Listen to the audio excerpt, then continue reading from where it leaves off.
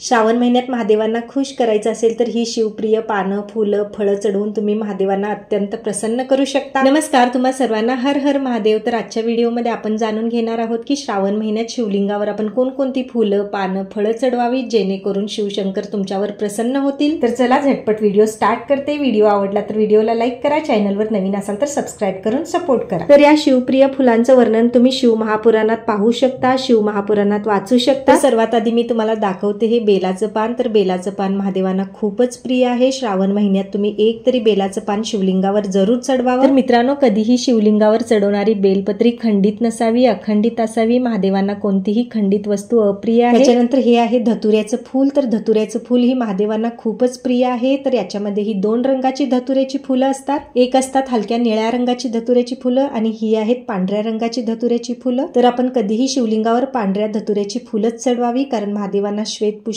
खूपच प्रिय असतात। आणि हा आहे धतुरा। तर धतुरा ही श्रावण महिन्यात तुम्ही शिवलिंगावर जरूर चढवावा। त्याच्यानंतर ही आहेत पारिजातक फुलं। तर पारिजातक फुलं ही महादेवांच्या प्रिय फुलामध्ये एक फुल आहे। तर श्रावण महिन्यात तुम्ही शिवलिंगावर पारिजातक फुलं ही जरूर चढवावी। त्याच्यानंतर आता मी तुम्हाला दाखवते हे शमीचं फूल। तर शमीचं फूल अशा प्रकारे दोन रंगाचं असतं। तर शिव महापुराणानुसार शमीचं फूल ही महादेवांच्या आवडत्या फुलामध्ये एक फूल आहे। तर ही फुलं ही तुम्ही शिवलिंगावर जरूर अर्पण करावीत। आणि या फुलांना म्हणतात अपराजिता फुलं। तर याच्यामध्ये ही दोन रंगाची अपराजिता फुलं असतात, एक पांढऱ्या रंगाची अपराजिता फुलं आणि एक निळ्या रंगाची अपराजिता फुलं। तर आपण दोन्ही रंगाची अपराजिता फुलं शिवलिंगावर चढवू शकतो। या फुलाला शंखपुष्पी फुल ही म्हणतात। आणि हा आहे पिवळा कनेर। तर या कनेरीच्या फुलामध्ये ही तीन रंगाची कनेरीची फुलं असतात, पण आपण शिवलिंगावर पिवळा कनेर जरूर चढवावा। आणि ही आहेत शमीची पानं। तर शमीच्या वृक्षाला शमीचं फूल येतं। तर महादेवांना बेलाचं पान जेवढं प्रिय आहे ना, तेवढंच प्रिय शमीचं पान ही आहे। तर श्रावण महिन्यात तुम्ही शमीची पानं ही शिवलिंगावर जरूर चढवा। आणि शेवटी मी तुम्हाला दाखवत आहे ही आकड्याची फुलं, याला रुईची फुलं ही म्हणतात। याच्यामध्ये ही हलक्या निळ्या रंगाची फुलं असतात, पण महादेवांना ह्या पांढऱ्या रंगाची रुईची फुलं आपण चढवावी। तर मित्रांनो, ही आहेत शिव महापुराणात वर्णन केलेली शिवप्रिय फुलं, पानं, फळं। तर तुम्हाला हा व्हिडिओ कसा वाटला, आवडला तर लाईक करा, चॅनलवर नवीन असाल तर सबस्क्राईब करून सपोर्ट करा आणि तुम्ही शिवभक्त असाल तर कमेंटमध्ये हर हर महादेव जरूर टाईप करा। भेटूया अजून एक नवीन व्हिडिओ सोबत। तोपर्यंत सर्वांना जय भोलेनाथ।